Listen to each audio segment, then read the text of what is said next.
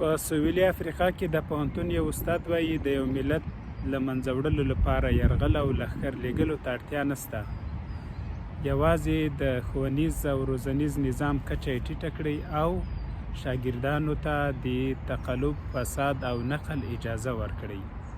دی وایي په دغه صورت کې په درغلۍ کامیاب شوی ډاکټر له لاسه به مریض مړ کیږي، په نقل کامیاب شوی انجینر له لاسه به د هیواد ټول ودانیز سیستم نړول کیږي، په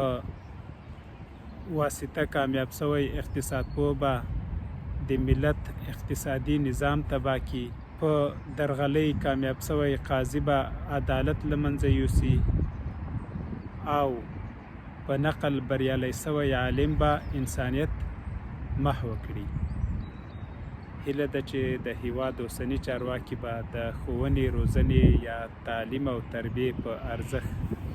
وپوهیږي او ټولو خلکو ته به نجونې دي که نارینه یو ډول د زده کړو حق ورکوي.